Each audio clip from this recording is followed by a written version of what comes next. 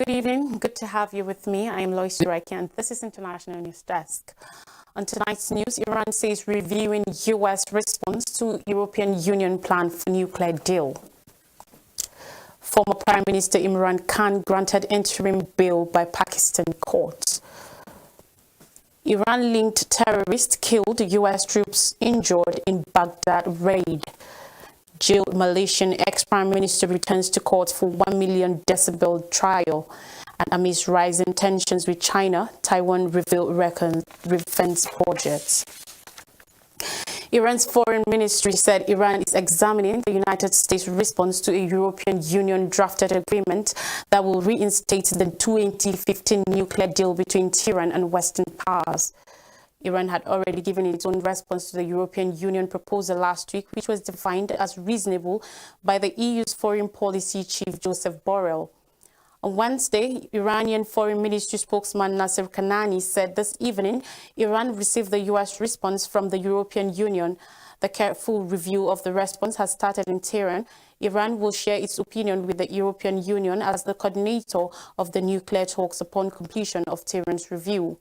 The Foreign Ministry did not give any more details on how close the sides are to concluding the deal.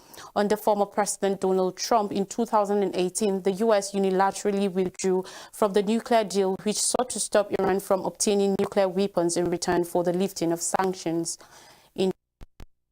The deal have ramped up in recent months, with European Union officials shuttling between the two sides.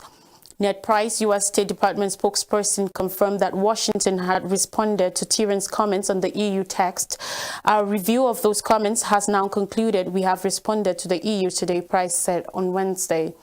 The new deal, projected by the EU to recover the 2015 nuclear deal earlier called the Joint Comprehensive Plan of Action (JCPOA), will be carried out in 4 phases over 2 60-day periods, sources with knowledge of proposed agreements said, according to reports. The proposal specifies that on the day after the agreement is signed, sanctions of 17 Iranian banks as well as 150 economic institutions will be raised, freeing billions of dollars in frozen Iranian funds and oil exports, according to sources. Tehran, in return, will quickly start to revoke measures it has taken to advance its nuclear technology, which is now above the scope of what the United Nations nuclear watchdog, the International Atomic Energy Agency, IAEA, says it's acceptable. Israel is still the major opponent of the nuclear deal and is now highly distressed at the seeming movement towards an agreement. Benny Gantz, Israel's defense minister, will travel to the U.S. later this week for a series of meetings with officials to celebrate the newest developments. On Wednesday, Israeli Prime Minister Yair Lapid urged Biden and Western powers to call off the deal with Iran, saying the negotiators are letting Tehran manipulate the talks. In Islamabad, Antiterrorism Court has granted interim bail to Imran Khan, the Pakistan Tehreek-e-Insaf PTI chief and former prime minister, in a case registered against him last week for his remarks against senior police officials and a female judge. On Thursday, Raja Jawad Abbas, the judge, granted Khan bail until September 1st against a surety of 100,000 Pakistani rupees, $460. Additional Sessions Judge Tahir Abbas Supra also granted Khan interim bail until September 7th later in the day over an unlawful assembly charge against a surety of 5,000 Pakistani rupees, $22.8. On August 31st, a hearing over a contempt of court charge will take place. The cricketing icon turned politician has faced increasing legal challenges over the last few days. Last week, multiple cases filed against him, including one under anti-terrorism laws for threatening senior police officials and a female judge, as well as contempt of court and unlawful assembly. Before Khan arrived in court, his lawyer contended that the terrorism case against the PTI chief was registered by police as an act of revenge on Thursday. In place around the judicial complex where the hearing took place, with law enforcement officials positioned outside the courts. The court granted interim bail after a short hearing, while also issuing notices to the prosecutor and the PTI's lawyers for their replies and adjourned proceedings. Khan has repeatedly held large rallies during which he heavily criticized his political opponents, state institutions, the after his government was ousted in April, a normally used euphemism for Pakistan's military establishment. Still on Iran, numerous United States soldiers were slightly wounded and not more than 2 fighters described by U.S. Central Command as suspected Iran-backed militants were killed in Syria a day after the U.S. said it had carried out attacks on Iran-linked targets in the country. On Wednesday evening, the U.S. military launched on 2 facilities with numerous rockets landing inside the perimeter of mission support site Konoko in northeast Syria, hurriedly followed by another near mission support site run by the Syrian Democratic Forces as US-backed Kurdish-led group. In response, attacks by a U.S. helicopter killed 2 to 3 suspected Iran-backed militants. The statement said 2 U.S. military personnel were treated following the raid and 2 others were under assessment. The attacks come a day after the U.S. military said it had carried out raids in Deir ez-Zor, a tactical oil-rich province that borders Iraq, and groups linked to Iran's Islamic Revolutionary Guard Corps (IRGC). President Joe Biden ordered the raids, U.S. Central Command said, and were a direct response to an August 15 attack on Al-Taf garrison where U.S. troops are based. The U.S. Undersecretary of Defense for Policy, Colin Kahl, said according to raids demonstrated that the United States will not hesitate to defend itself against Iranian and Iran-backed aggression when it occurs. The attacks involved 8 U.S. fighter jets, 4 F-16s and 4 F-15Es and hit 9 targets in Syria, the military said, including an ammunition depot and logistics supply bunkers. Iran has denied any connections to the fighters, with its foreign ministry on Wednesday calling the U.S. raids a violation by the U.S. Army of People and Infrastructures of Syria, which it said also amounted to a violation of the country's territorial integrity and independence. On politics, former Malaysian Prime Minister Najib Razak was jailed, has returned to court for a second corruption trial over the looting of 1 million decibel state fund. On Thursday, the hearing came as a veteran Malaysian politician said Najib was expected to receive a royal pardon and be free from the 12-year jail sentence for corruption that he started this week. On Tuesday, Najib, 69, was imprisoned after the country's highest court rejected his last appeal in his first corruption case connected to 1 million decibel fund. In that case, he was found guilty to have illegally received $10 million from a unit of 1 million decibel. His imprisonment comes 4 years after his defeat in an election over the scandal and was celebrated by many citizens as justice served. The present trial started in August 2019 and is the most important as it ties Najib directly to the 1 million decibel scandal that has triggered investigations in the United States and many other countries. Taiwan has unveiled strategies for a record increase in defense spending weeks after China staged unprecedented military exercises around the democratically governed island. The 13.9% spending surge, which includes funding for new fighter jets and other equipment, will take the total defense budget to a record 586.3 billion new Taiwan dollars to 19.41 billion US dollars, or about 15% of total government expenditure. On Thursday, the budget, which is announced by President Tsai Ing-wen's government and is subject to parliamentary approval, marks a sharp increase in spending, equated with increases of about 45% in recent years. Tsai said the self-ruled island's determination to $1 billion by the Progressive Party has pledged to modernize the island's armed forces, which are dwarfed by China's fast-expanding military.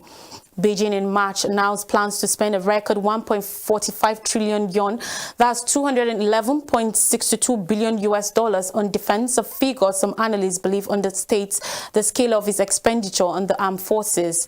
China held unprecedented live-fire drills close to the island in August, following a series of visits to Taiwan by United States politicians, including U.S. House of Representatives Speaker Nancy Pelosi. Beijing has accused the U.S. of trying to overturn decades of diplomatic policy concerning the island, which the Chinese Communist Party considers a province that must be reunified with the mainland by force if need be. The Biden administration has said it does not support Taiwan's independence, but opposes any attempt to change by force. On more stories, Rohingya crisis described in maps and charts. 25th August signifies 5 years since the cruel crackdown by Myanmar's military force Rohingya to flee from Myanmar's Rakhine state to neighboring Bangladesh. That number stands at more than 1 million today. The Rohingya are a mostly Muslim ethnic group who had lived in Buddhist-majority Myanmar for centuries. However, Myanmar does not recognize them as an official ethnic group, making them the major identified stateless community in the world. There are about 600,000 Rohingya remaining in Rakhine state according to the United Nations, while closely 1 million of them are in neighboring countries, mainly Bangladesh. The United Nations has described the Rohingya as the most persecuted minority in the world.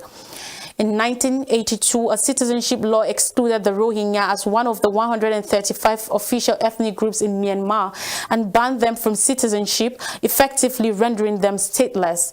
As a result, Rohingya families were denied basic rights and protection, making them exposed to exploitation, sexual and gender-based violence and abuse.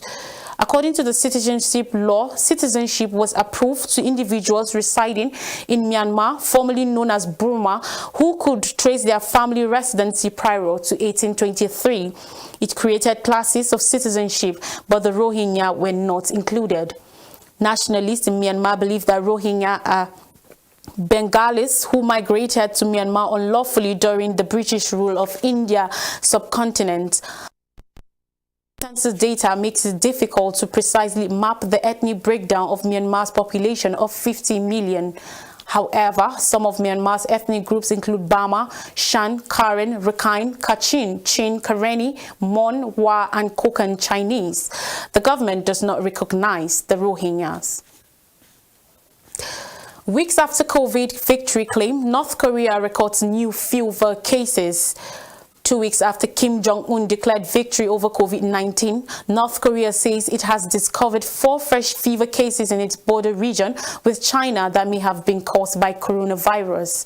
According to reports from North Korea on Thursday, health workers were conducting genetic tests on the samples taken from 4 people in the Rangyang province who exhibited fevers to confirm whether they were caused by the malignant epidemic. The North often uses that term along with malignant virus to describe COVID-19 and the coronavirus. Authorities instantly locked down the areas where the fever cases appeared and plan to maintain stiff restrictions and quarantines until health workers determine the cause of the illness. The country's emergency antivirus headquarters dispatched talented epidemiological, virology and test experts to the area and is taking steps to trace all persons linked with the suspected cases and persons going to and from the important area to keep them under stringent medical observation, reports said. North Korea said there have to be no confirmed COVID-19 cases in any part of the country since August 10th, when Kim declared victory over the virus and ordered preventive procedures reduced just 3 months after the country acknowledged an outbreak. While Kim claimed that the country's success against the virus will be recognized as a world health miracle, professionals believe the North has manipulated disclosure on its outbreak to help him maintain absolute control. The victory statement signals Kim's target to move to other priorities, including a possible nuclear test, experts say. After admitting to an Omicron variant outbreak of the virus in May, North Korea reported about 4.8 million fever cases across its mostly unvaccinated population of 26 million, but identified only a fraction of them as COVID-19. It claimed just 74 people have died, which experts see as an abnormally small number considering the country's lack of public health tools. Kim's declaration of victory over COVID-19 during a national meeting in Pyongyang was followed by a combative speech from his powerful sister, who said Kim had suffered a fever himself while steering the antivirus campaign and laid dubious blame against South Korea while promising deadly retaliation. Now in the shores of Africa, Algiers residents show mixed reactions ahead of Macron's visit. On Thursday, French President Emmanuel Macron heads to Algeria, looking to pacify festering diplomatic tensions with a growing important supply of gas to Europe. Franco-Algerian relations are still by the colonial era. Paris ruled the North African territory for over 130 years and the bitter war of independence. but they have been mostly stormy in the previous years after Macron reportedly questioned Algeria's existence before French occupation and accused the Algiers government of fueling hatred towards France. Abdelmadjid Tebboune, Algerian president, withdrew his country's ambassador to Paris last October in response to the remarks and also barred French military aircraft from its space. Aides to Macron believe that both sides have moved on, noting the reopening of normal diplomatic relations and overflights to French army bases in the Sahel region south of Algeria. Since then, our exchanges with the Algerian government have continued and intensified, one advisor said, according to reports. Last year's diplomatic role was brought to an end when Macron's office issued a statement saying he regretted the misunderstandings stoked by his comments. Although the remarks were made behind closed doors, they were reported by Le Monde newspaper. The then Foreign Minister Jean-Yves Le Drian was also sent to Algiers to smooth over ties with Tebboune. Macron's desire to fully mend up relations comes as Algeria emerges as a vital alternative to the European Union following Russia's invasion of Ukraine. European nations are seeking to end their dependence on Russian hydrocarbons, giving Algeria with its pipelines to Spain and Italy renewed clouds and importance. Sudan Army Chief promises cooperation in Darfur probe, ICC says.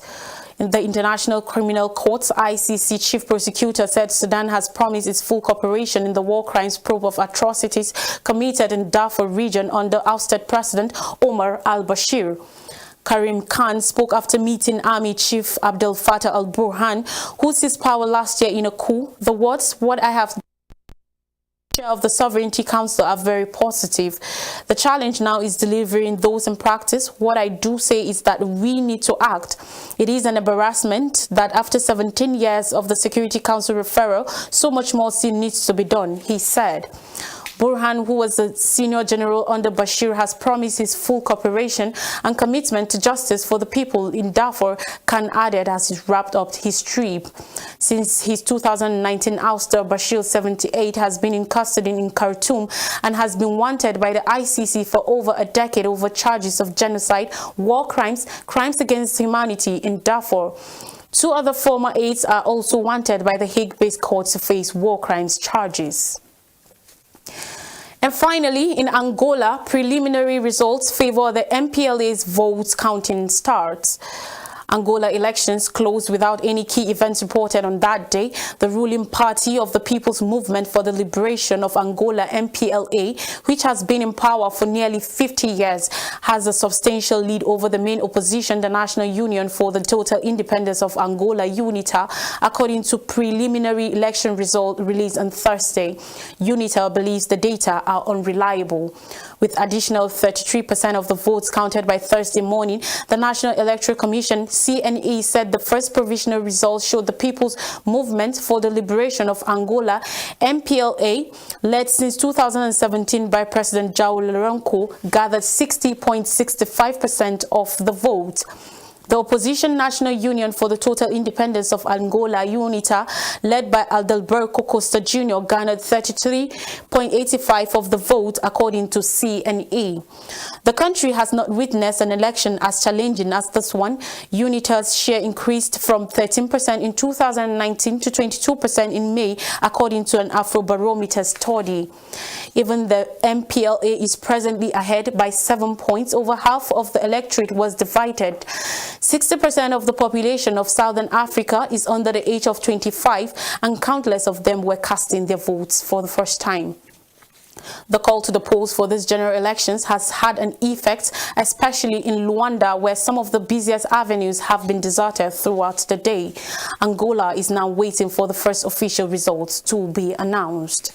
To refresh our memories, Iran says reviewing U.S. response to European Union plan for nuclear deal. Former PM Imran Khan granted interim bail by Pakistan court. Iran-linked terrorist killed, U.S. troops injured in Baghdad raid. Jailed Malaysian ex-prime minister returns to court for 1 million decibel trial. And amidst rising tensions with China, Taiwan revealed record defense budget. And that's you. Remember, know the true value of time. Snatch, seize, and enjoy every moment of it. No idleness, no laziness, no procrastination. Never put off till tomorrow what you can do today. Have a good evening.